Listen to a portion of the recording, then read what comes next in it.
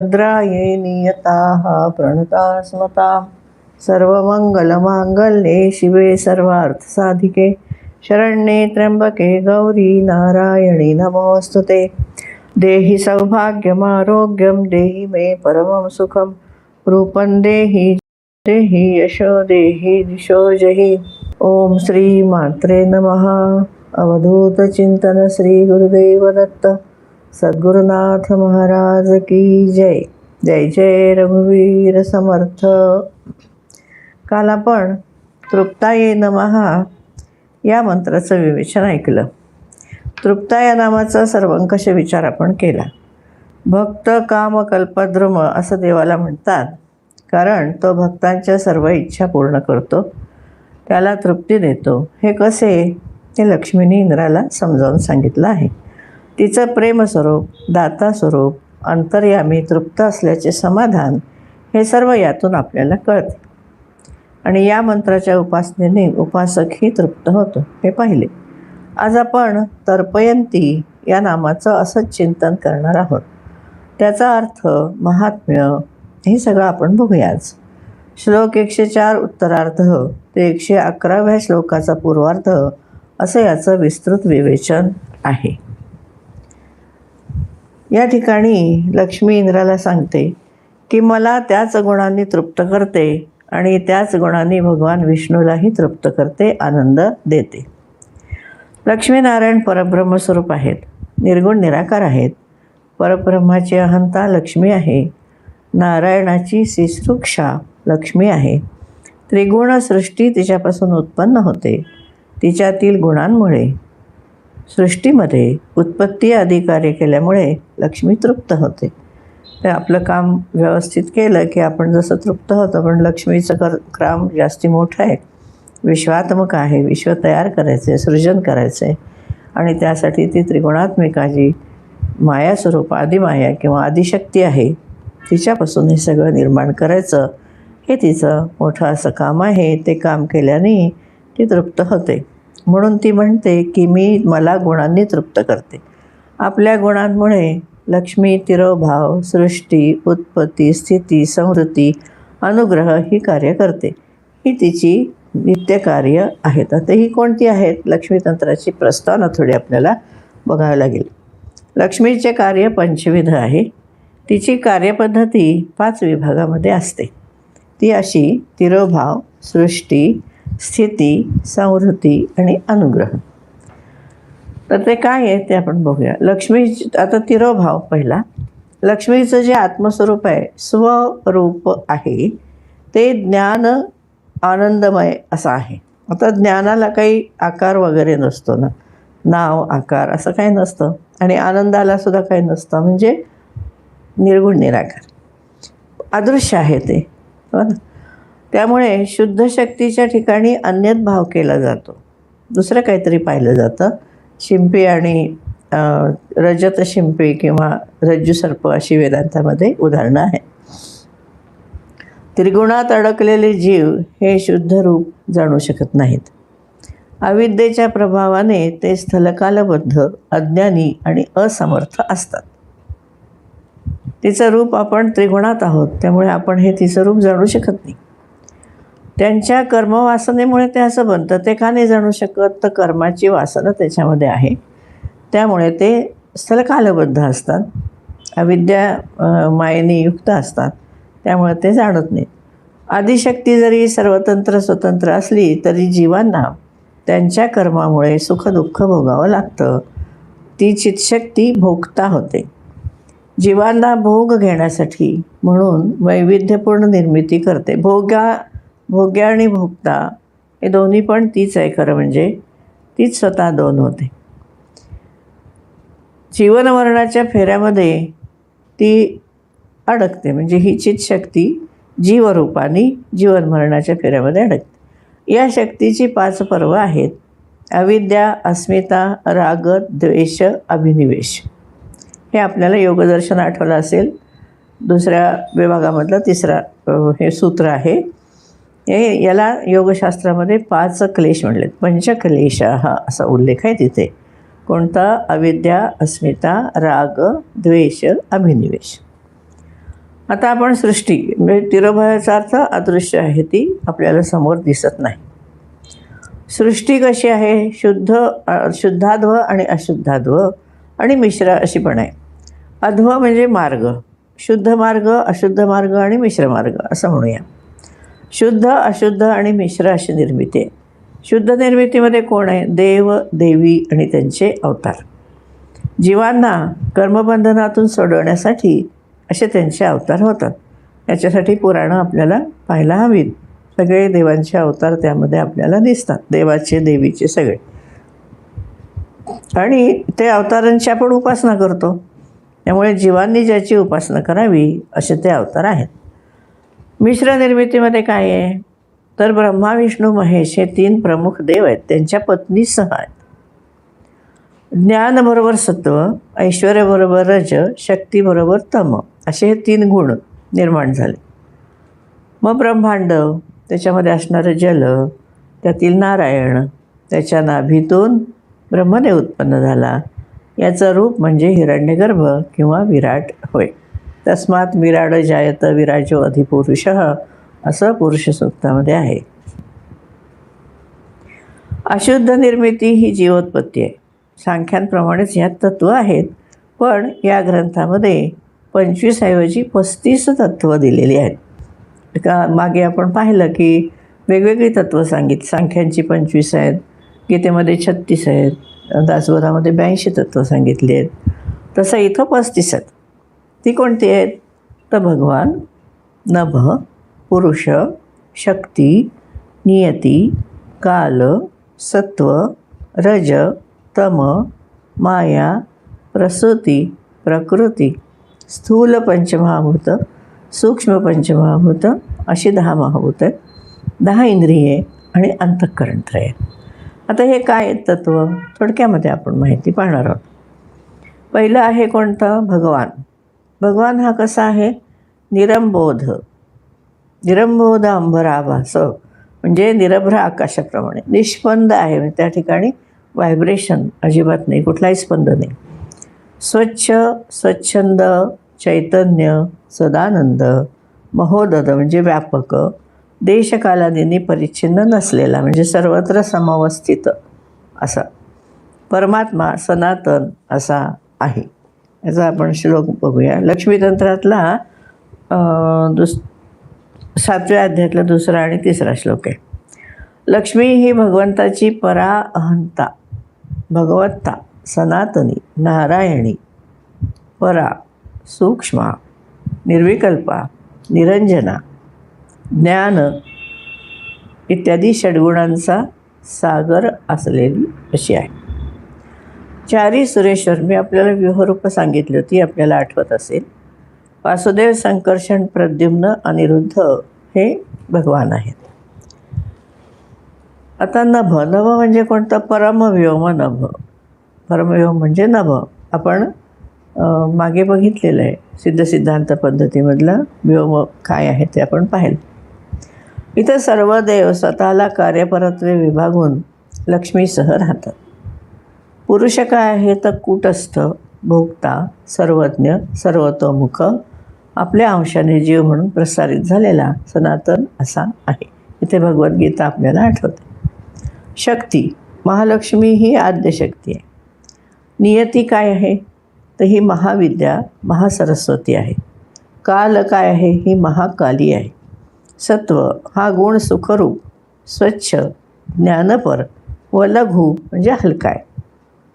रजगुण कसा आहे? दुःखरूप आहे, चल आहे, रक्त म्हणजे लाल आहे आणि प्रवर्तक आहे. तो कार्य करायला प्रवृत्त करतो. तम हा गुण मोहरूप म्हणजे मूढ असं. गुरु म्हणजे जड, कृष्ण आणि नियामक आहे.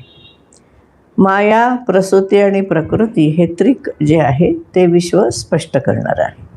आकाशादी 10 महाभूते ही महाभूते विश्वात स्थूल रूपाने आणि शरीरात सूक्ष्म तन्मात्रा रूपाने असतात. आपल्या शब्दस्पर्श रूप रसगंध माहिती. इंद्रिय दशक 5 कर्मेंद्रिय आहेत, 5 ज्ञानेंद्रिय आहेत. अंतःकरणत्रय मन, बुद्धी, अहंकार हे अंतःकरणत्रय आहे. मन कसं आहे? मन विकल्प करणार आहे. मन हे अध्यात्म आहे. यातील विकल्प अधिभौतिक आहे. चंद्रमा हे त्याचं दैवत आहे, अधिदैवत. आध्यात्मिक, अधिभौतिक आणि अधिदैविक असं प्रत्येकाची 3 रूपं असतात. हे लक्ष्मीतंत्रामध्ये सांगितलं आहे. उपनिषदामध्ये सुद्धा ते आहे. अहंकार. अहंकार हा अभिमान आहे. अहंकार हे अध्यात्म आहे. यातला अभिमान अधिभौतिक आहे आणि रुद्र हे त्याचं अधिदैवत आहे. हे 7व्या अध्यायामधले 31 ते 34 श्लोक आहेत. विकल्प, निर्णय म्हणजे अध्यवसाय आणि अहंकार या अंतःकरणत्रयाच्या वृत्ती आहेत. अंतःकरणाच्या 3 क्रिया आहेत: प्राण, सौरभ, संकल्प.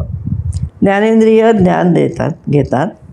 मन प्रवृत्त होते कार्य करायला, आपल्या इंद्रियांना पाठवतं कार्य करायला किंवा त्यांना प्रवृत्त करतं. अहंकार अभिमान धरतो, बुद्धी निर्णय घेते.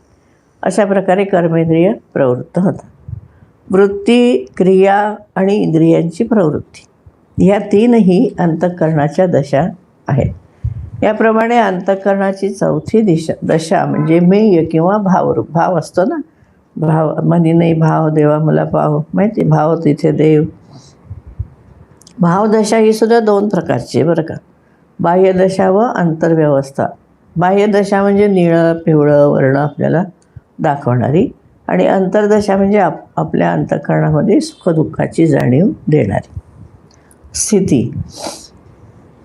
विष्णू स्थिती करताय. आता सध्या अधिक मास चालू आहे, त्यामुळे विष्णूची उपासना सर्वत्र चालू आहे. तो स्थिती करताय. पुरुषोत्तम मास आहे ना त्याला, आज म्हणतात त्याला. विश्वाच्या स्तरावर कल्पातील मनू आणि मनुपुत्र सांभाळ करतात. दैनंदिन जीवनात कोण सांभाळतो? राजा सांभाळतो. विविध नियमांनी युक्त अशा निसर्गाने जगाचा प्रतिपाळ केला जातो. संवृत्ती. संवृत्ती काय आहे? हा विनाश आहे, प्रलय आहे. प्रलय 7 प्रकारचा आहे. कुठला आहे? नित्य म्हणजे जरायुजा आदी जीवांचा नाश. म्हणजे प्राणी मात्र जे मरतात सगळेच, लहान मोठे वगैरे सगळे, तर त्यांचा जीवांचा नाश हा नित्य प्रलय. नैमित्तिक कोणता? त्रैलोक्याचा नाश. प्राकृतीचा प्रलय कोणता? महदादी प्रकृतीचा लोप होणं. प्रासुती कोणता आहे? तर अव्यक्त प्रकृती प्रसूती कोशात लय पावते. हे 6 कोश सांगितलेले आहेत लक्ष्मीचे, त्याच्यामधला हा प्रसूती कोश आहे. माई. प्रसूती कोश मायाकोशामध्ये जातो, अविद्येचा लोप होतो. आणि शाक्ती कोश तर मायाकोशा शक्तिकोशामध्ये लय पावतो. अशी संवृत्ती होते. त्याला ज्ञानेश्वरीमध्ये पंचमहाभूतांची आठणी असं म्हटले. नंतर आत्यंतिक प्रलय आहे. तो कोणता? संवृत्ती म्हणजे आत्यंतिकी योग्यांचा शक्तिदेवतेत लय होतो, पण यात योगीजनांचा विनाश होत नाही. ते भावातीत होतात. ही वैष्णवांची मुक्तीची संकल्पना आहे. यात सूक्ष्म शरीराचा विलय आहे. रामानुजाचार्यांच्या वाङ्मयामध्ये किंवा त्यांच्या तत्त्वज्ञानामध्ये असं सांगितलेलं आपल्याला दिसून येतं. अनुग्रह म्हणजे आता मी सांगितले ते लक्ष्मीतंत्रातला 12वा अध्याय 53 ते 56 श्लोक. आता 5वं तिचं कार्य आहे अनुग्रह. अनुग्रहाला काय म्हणायचं? शक्तिपात. शक्तिपात शब्द सगळ्यांना माहीत आहे आणि तो ॲट्रॅक्टिव्ह पण आहे. सगळ्यांना ॲट्रॅक्ट करतो की शक्तिपात विद्या मिळाली आहे, शक्तिपात झाला आहे असं. हल्ली फोनवरून सुद्धा करतात. तर तसा खरा शक्तिपाताचा अर्थ काय आहे तो आपण इथे बघूया. देवीचा अनुग्रह 2 प्रकारे होतो. एक म्हणजे संसारातील दुःखाग्नीने चटके बसलेल्या जीवाबद्दल कृपाळू अंतःकरणाच्या देवीला दया येते. ती कृपाळू दृष्टीने जीवाकडं पाहते. हे तिचं पाहणं म्हणजे शक्तिपात होय. खरा शक्तिपात तो असतो जेव्हा देवी ठरवते आपल्यावर कृपा करायची. देवीचा अनुग्रह झाल्यावर जीवाचे व्यवहार बदलतात. तो शुभकर्मे करून मोक्षमार्गाला लागतो. सत्संग वगैरे बघायला लागतो ना, सत्संगाला जायला लागतो, स्तोत्रपाठ करायला लागतो, गीतापाठ करायला लागतो. दुसरा प्रकार म्हणजे देवी. त्याच्या मनात मोक्षमार्गाला जाण्यासाठी देवीची कृपा आपल्यावर व्हावी अशी इच्छा होते.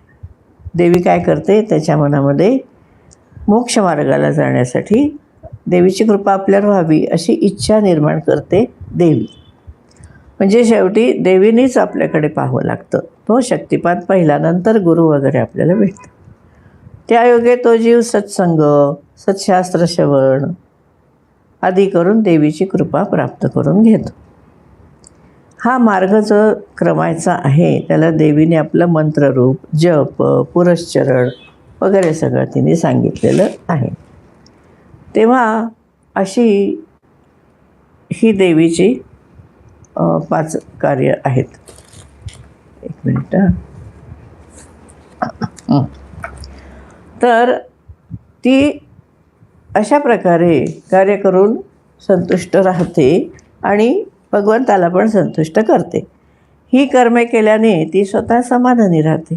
तसेच लक्ष्मी भगवंताच्या अंतरंगामध्ये अहंता रूपाने आहे. तिचं कार्य हे त्याच्या अंतरंगातील शक्तीचं कार्य आहे. त्यामुळे तिच्या गुणांनी तो तृप्त होतो असं लक्ष्मी इथे सांगत आहे. त्याप्रमाणे गुणहीचा आणखीन एक अर्थ होतो, म्हणजे षड्गुण आहे. षड्गुणांनी युक्त असा होतो. त्रिगुण प्रकृतीचे आहेत आणि ईश्वर षड्गुणी आहे. हे 6 गुण लक्ष्मीमध्ये सुद्धा आहेत, कारण ती त्याच्या अंतरंगातली शक्ती आहे.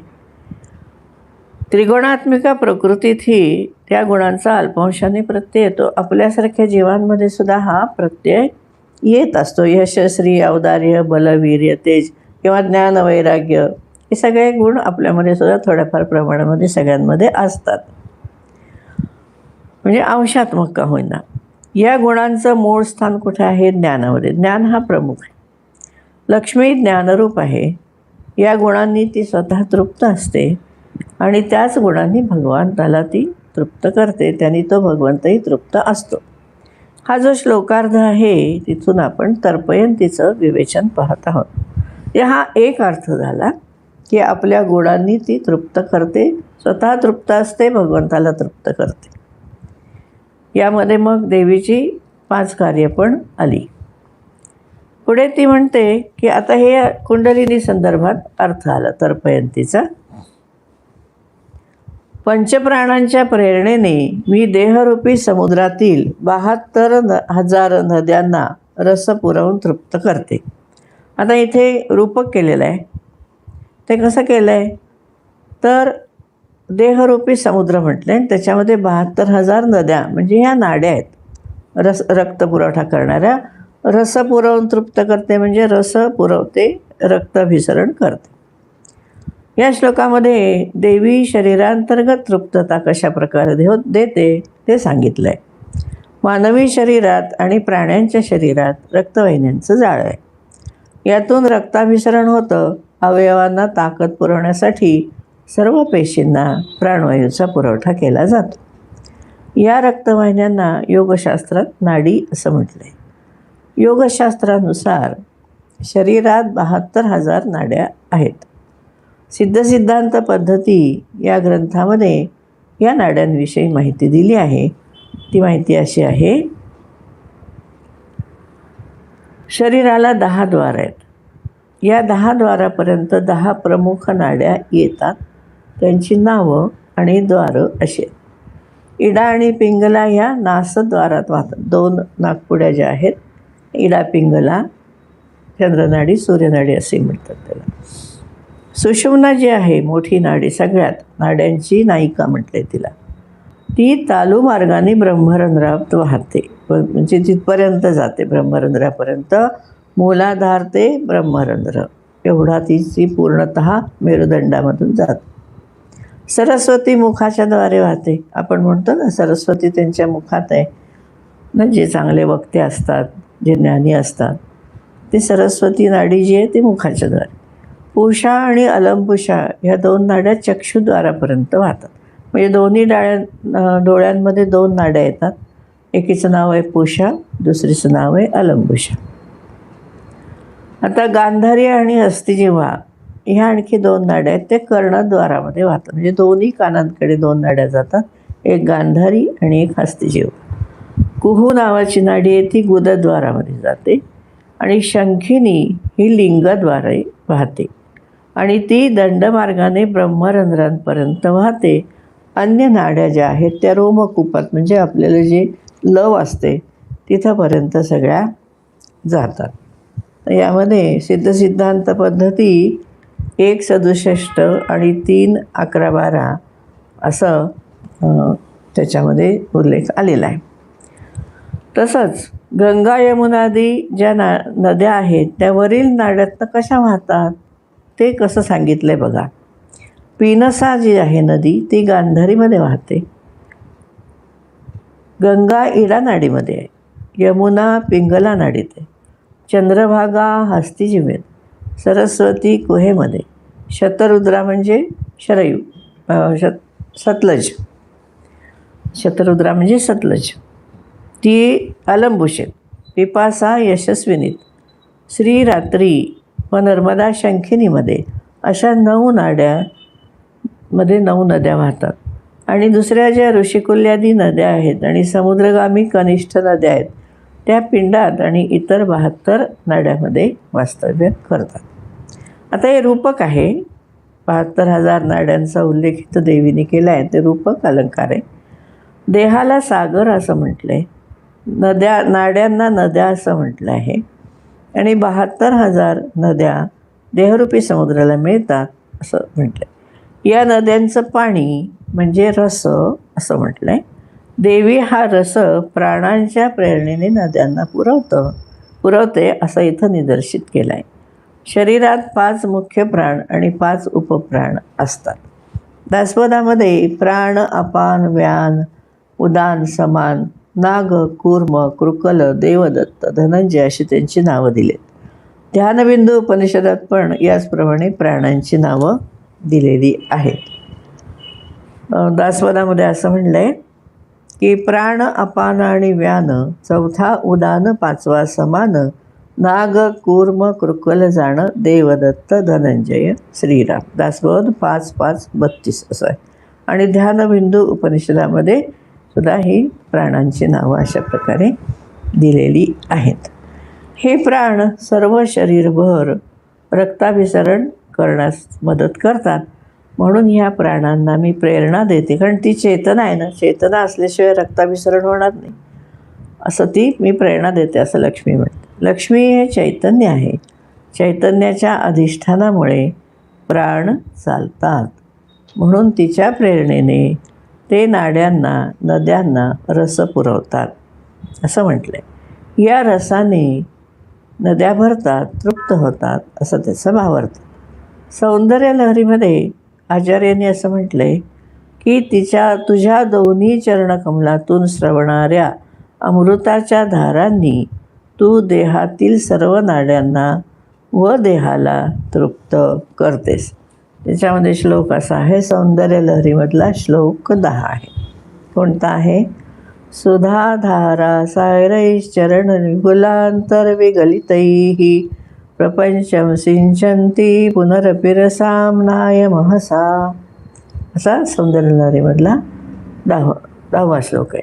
म्हणजे अमृतधारा, सुधाधारा सारैही, अमृतधारा ज्या आहेत त्या तुझ्या चरणकमलातून वाहतात. त्यांच्या धारांनी तू देहातील सर्व नाड्यांना आणि देहाला तृप्त करतेस. म्हणजे या ठिकाणी योगशास्त्रानुसार, कुंडलिनी योगानुसार अर्थ घेतलेला आहे. पहिला आपण बघितला अर्थ तर्पयंती कसा आहे, तर गुणांनी तृप्त करते असा आहे.